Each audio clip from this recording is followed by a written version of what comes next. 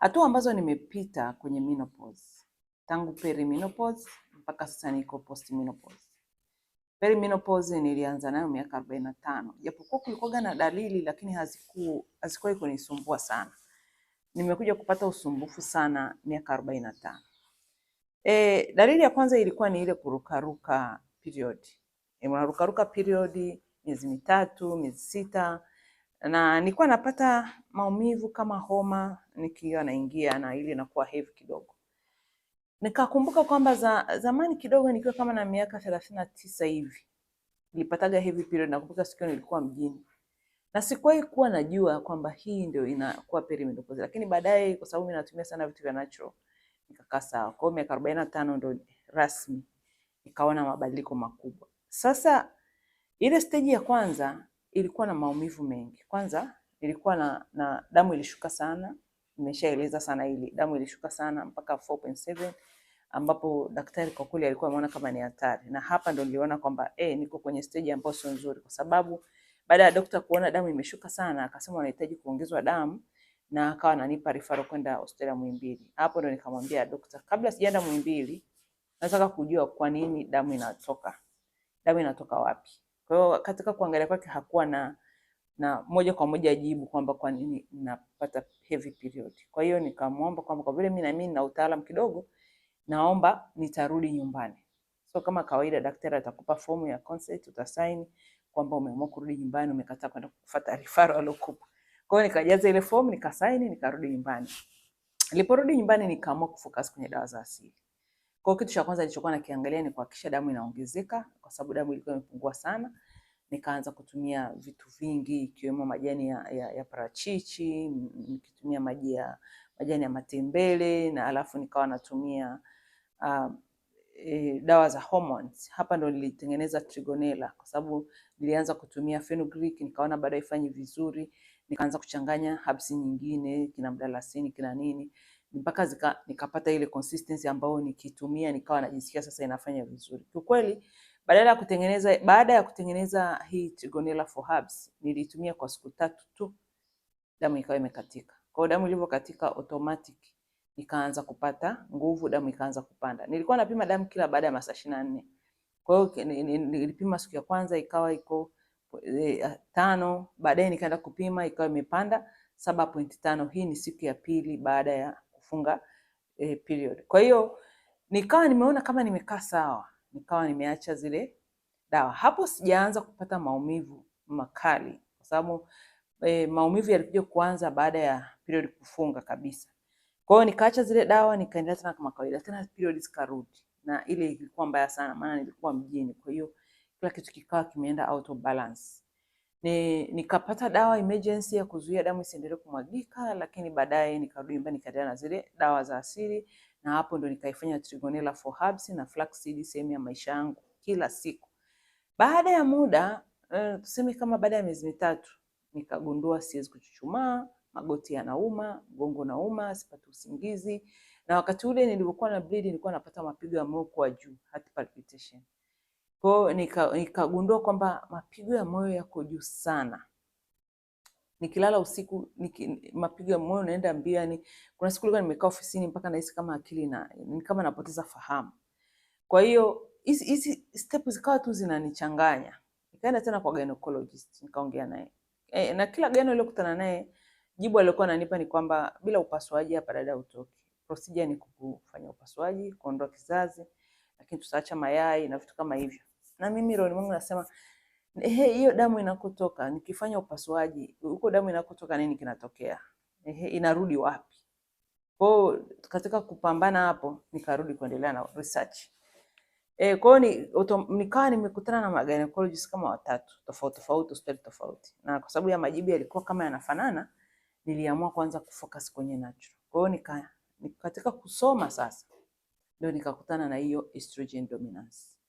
Na nilipokutana na estrogen dominance nikakutana na wamama pia ambao wanatoa ushuhuda baada ya kufanya surgery, nini kimetokea na nini wanaendelea nacho. Kwa hiyo kitu kingine nilijifunza ni kwamba kutokana na ile stage ndio kuepo, nilikuwa nimeshaanza kunenepa. Kwa hiyo ina maana nikishafanya surgery control mwili wangu itakuwa ngumu sana. Kwa hiyo nikawa nimefanya utafiti, nikapitia nikaona video za mama wanaelezea baada ya operation surgery nini kimetokea. Wengi wao walikuwa na complain kwamba wanashindwa control uzito, symptoms zimekuwa nyingi, wana maumivu ya joint. Bado nikaona hili linaweza kuwa sio jibu kwangu. Kwa hiyo nikaendelea kufanya utafiti katika kufanya balance hormone na kushughulika na menopause kwa jumla. Na kitu nilichokutana nacho kwenye estrogen dominance. Hapa ndo nikapata majibu ya kitu nilichokuwa napitia. Kumbe inaitwa estrogen dominance. Kwa hiyo nikaamua kuendelea kuwekeza katika kusoma na kuchunguza haswa nini kifanyike. Na hapa big up sana watu wa West Africa. Video nyingi za Nigeria na Ghana zilinifundisha sana kuhusiana na matumizi ya dawa asili kipindi cha perimenopause na jinsi gani unaweza ukapambana na heavy period. Na kitu ambacho kilikuwa kinasababisha hiyo damu inamwagika sana ni pale estrogen hormone inapokuwa juu sana au inapokuwa chini sana. Actually inapokuwa juu sana ndio ilikuwa inasababisha inamwagika damu. Inapokuwa chini ilikuwa inasababisha maumivu. Kwa hiyo nikatoka kile kipindi nikaingia kipindi cha maumivu ya joint, maumivu ya magoti, ya nyonga, sehemu ya miguu kwenda kwenye kisigino, maumivu ya mabega. Maumivu ya mabega nimekaa nayo miaka 5. Yaani mimi natembea nahisi kama mabega yako juu, nimeyabeba. Na sina option, inabidi nivumilie. Na maumivu ya magoti siwezi kuchuchumaa. Kwa hiyo nikisema sijui nataka kujisaidia au siwezi. Najikuta nalazimika kuhakikisha niko karibu na sehemu ambayo naweza kupata choo cha kukaa. Kwa hiyo nikaendelea hivyo, naendelea kutumia dawa za asili. Hapa ndo nikaja na Eugenia, nikaanza kutumia Eugenia, capsaicin, nikaanza kutumia pia healthy liver. Healthy liver nilikuwa natumia kwa sababu baada ya kugundua kwamba ini linahusika sana kwenye masuala ya hormones. Na hiyo inalazimu ili homoni zako zikae sawa, lazima ini lako lifanye vizuri. Kwa hiyo nikawa natumia healthy liver. Healthy liver ni dawa ya asili inayotokana na mimea ambayo inasaidia ini. Nikawa nafuatilia video za watu wa East Africa. Watu wa East Africa wamenisaidia sana kwenye dawa za asili. Nikakutana na video nyingi, kama unapata hivi period tumia hiki, kama unapata hiki unapata hiki. Basi nikawa na mimi naongeza maarifa yangu, nafanya combinations, nikaendelea kupata solutions. Sasa kitu kilichokuwa kigumu sana ni pale unapoenda kulala alafu mwili haupumziki. Misuli inakuwa na tension. Sipumziki. Nalala asubuhi ikifika saa 8 mimi moyo unaenda mbio. Kwanza nikiingia kitandani, pale kuna lisaa hata masaa 2 nazunguka tu hapo kitandani. Mimi naingia kitandani saa 3. Nazunguka tu hapo kitandani. Sipati usingizi. Moyo unaenda mbio, nasikia vibaya, natoka jasho. Yaani uncomfortable, sielewi yani. Mpaka kuna siku nilianza au ni mapepo, kuna mtu ananichawia. Kwa nini hali inakuwa hivi? Yaani kama huko ndani there's something inanisumbua nisilale. Alafu nikilala labda masaa 2, 3, saa 8 ikifika nasikia mifupa ni kama inapasua. Alafu joto naanza kumwagika jasho, kwa hiyo siwezi tena kulala. Naamka naendelea na shughuli zangu maana siwezi kulala. Kwa muda mwingi nilikuwa nikiamka mimi naomba, alafu naendelea na shughuli. Kwa hizo nimekaa nazo 2022, 23, 24, 25, 2026. Hapo somewhere nikaanza kuona hali inaanza kukaa kawaida. Naanza kujisikia ni mtu. Kwa sababu nilikuwa hata nikikaa hivi sehemu nasikia mwili nimeubeba hivi, yani kama nimeuhold. Nikawa nashangaa kwamba hivi ndio nitaendelea kuishi hivi. Na kitu ambacho nilikuwa kila ninavyopima hakuna ugonjwa. Sasa natibu nini? Mimi sitaki kumeza dawa kama hakuna ugonjwa ambao specific umeonekana. Kwa hiyo narudi kuchanganya concoction hizo za dawa za asili. Natumia hapa ndo nikatafuta ashwagandha inakaa wapi, hapa nikatafuta tribulus, hapa ndo nikaanza kutumia curcumin, hapa nikaanza kutumia capsaicin, flaxseed oil na hizo zote ambazo nimezitaja. Sasa siku zilivyokuwa zinaenda, huu mwaka 2026 mabega yakaanza kupunguka. Actually nilianza kumeza capsaicin. Capsaicin ni extracted kwenye pilipili, ni dawa ya asili inatengenezwa na pilipili. Nilipoanza kumeza capsaicin, mwili wangu ukaanza kupata joto kutokea ndani la kawaida, sio lile joto la hot flashes. Ambalo hot flashes mpaka sasa ninapata, lakini sio sana kama vile. Na mapigo ya moyo yako juu. Kitu kingine ambacho nilikuwa nakiona huko nyuma wakati niko perimenopause, sikukizungumzia, ni sukari na pressure kwa juu. Nilikuwa nikipima pressure, saa zingine iko 130 kwa 90, saa zingine 130 kwa 100 mpaka 140. Nikiona hivyo mimi na focus kutumia Allium, flaxseed oil, Q10. Hizi ni product tatu ambazo zina deal na cardiovascular. Sikutaka kabisa kuanza kusema nimepata pressure, kwa sababu nilikuwa nimeshajifunza kwamba hichi kipindi pressure inaweza ikapanda for some reasons, kwa sababu estrogen hormone inapokuwa iko juu au inapo decline, mapigo ya moyo na mfumo wa cardiovascular unabadilika. Kwa hiyo nilichokifanya nikawa natumia hizo vitu ambavyo vinasaidia flow ya damu kuwa nzuri na kureplace au kurudisha fatty acids na enzymes. Kwa hiyo nikaendelea hivyo.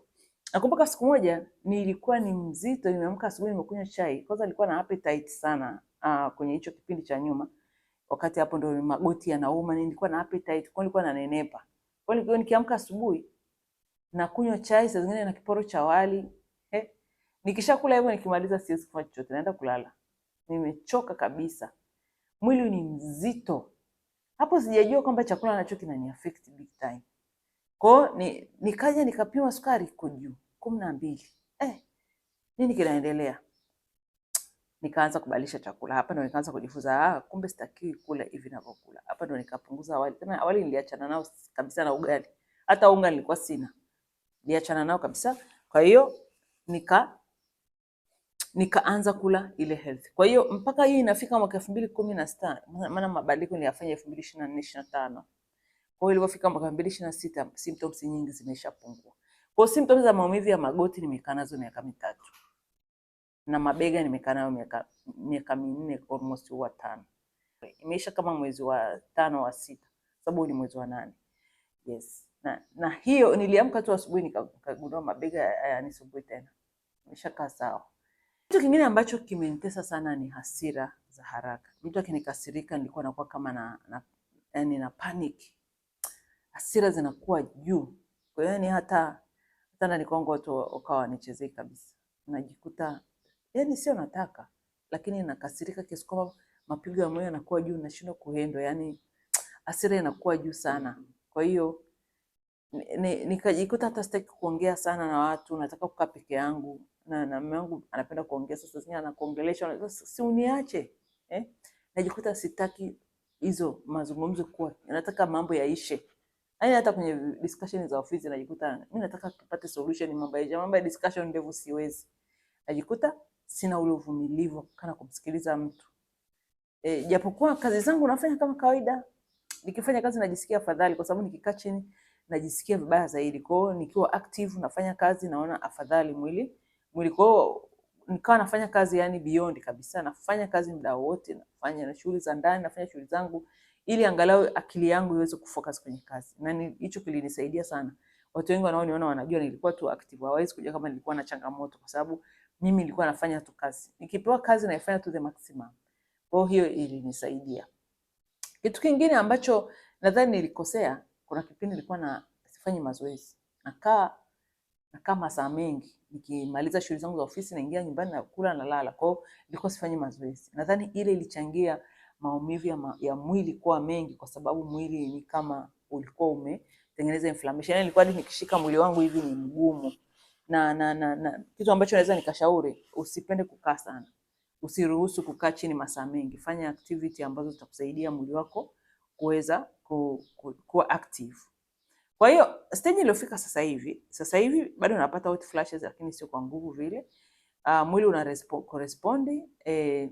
Tumbo langu lilikuwa linajaa gesi, sasa hivi limerudi normal, sijai tena gesi, limetulia kabisa. Napata usingizi. Sasa hivi nikiingia kulala nalala vizuri mpaka saa 9 ndio nashtuka. Na mimi nalala saa 3. Na nimeweka mfumo wa kulala saa 3:30. Zidi sana saa 4 mara moja. Lakini nikishaingia kulala hapo, kama nitashtuka saa 9, mara nyingi nashtuka saa 10. Hayo ni masaa ya kawaida, naweza nikamka kile na shughuli zangu. Na bahati mbaya ukishashtuka kurudi kulala inakuwa ngumu. Kwa hiyo nikajikuta kwamba naweza kubalance baada ya kufika hii stage. Sasa hivi naweza kusema kwa ujasiri kwamba ni kama hiyo stage imepita, na ninaamini kwamba huku ninakoendelea kwenda na kwa maarifa nilionayo ninaenda kuwa sawa. Kwa nini nimewapa hii story? Nimetoa hii story kwa sababu nimeona wamama wengi sana wanashangaa. Symptoms 60, menopause. Yes, kutoka perimenopause mpaka menopause, postmenopause symptoms ni 60. Lakini symptoms za perimenopause tu ni 40. Hizi unazipitia. Kwa hiyo hapo mimi ninapokueleza na kwa zile major ya kueleza confusion, brain fog, kukua na wasiwasi, hofu ya kuwa kama kuna kitu kibaya kinatokea. Sasa zingine hata wewe mwenyewe unashangaa hiki ni nini kinaendelea? Nywele kunyonyoka, nilipoteza nywele kipande kama hivi. Hivyo ni vitu ambavyo vinatokea kwenye hii procedure. Ngozi kuwa imechoka, unaonekana mzee. Yaani miezi mitatu tu ndio nilibadilika, mpaka nilisikia nimeenda beki na moja kaniambia, "Mbona umekuwa hivyo? Una shida gani?" Nikajishtukia mimi mwenyewe. Kwa sababu umebadilika mpaka watu wanaona umebadilika. Sio yule ambaye walikuwa wanakujua. Unapaka mafuta kile na ukai sawa. Sasa mimi ninachoweza kushauri ni kwamba kubali transition ipite, usijiachie. Ukishaanza kuicontrol na madawa, utakuwa dependent wa madawa. Kuna watu wanaishi na wanatibu dawa, wanatibu pressure kwa sababu walishindwa kujua hii stage na jinsi ya kuishughulikia. Kuna watu wanakunywa dawa za sukari kwa sababu tu hawakujua hii stage na kuishughulikia. Kwa hiyo hizo dalili jifunze kuzielewa. Ndio maana tumeandika kitabu. Hichi kitabu kitakusaidia sana. Maana inaitwa Menopause na Andropause, ni kujielewa. Jielewe kwanza. Ukijielewa itakusaidia kufanya maamuzi sahihi. Kwa hiyo mwisho wa siku utajua nini ufanye, utajielewa. Na mwisho wa hichi kitabu kuna mahali pa kufanya assessment. Kwamba hizo dalili ulizonazo unaziona, je, zinafanana na menopause? Ni nini utumie kikusaidie? Na hii haizuiwe kwenda kwa daktari. Lazima umuone daktari. Mambo kama hivyo unavyopata heavy period. Mimi nilichokifanya wakati nilikuwa na bidii sana, nilienda kwa daktari, akanipa dawa ambazo zilisaidia kustopisha kwanza ile period kwa ule muda. Japokuwa ilikuwa sio kwamba ni matibabu. Yeye mwenyewe aliniambia hii itakusaidia tu usimwage damu nyingi, lakini sio kwamba ni imezuia damu isitoke. Inaweza kutengeneza side effect. Kwa hiyo jitahidi ujue cha kufanya mapema. Alafu ukiangalia ule uzito wa mwili ambao niliupata, ili kunenepa kwa ghafla na appetite kuwa juu. Nilikuwa nikishaka mezani kula, siwezi kustop na kula hata sahani 3. Alafu najiuliza nikishakula sasa najisikia mwili mzito, umechoka. Sasa nifanyeje? Baada ya muda nikishaanza kula siwezi kustop. Ile appetite control ilipotea kabisa. Na kama ina maana kama singejua, ningeendelea vile, ningepata kisukari kweli. Ningekuta leo tayari na kisukari. Sasa ukishakuwa na kisukari unajikuta unaanza kubadilisha vile. Ukishakuwa na kisukari inabidi ufuate zile kanuni za chakula. Kwa hiyo kabla ya kufika huko kote lazima ujielewe. Menopause sio ugonjwa, ni transition, ni safari, unapita tu. Sasa hivi nimeshafika miaka 9 tangu siku ya kwanza nilipogundua kwamba kumbe hii ndio menopause. Sasa hivi ni miaka 9. Nimeanza kuona mwili wangu unaanza kurespond. Narudi kuwa mimi tena. Narudi kujielewa. Narudi kuwa na uvumilivu tena. Kusikiliza. Yaani uvumilivu ilikuwa sina kabisa.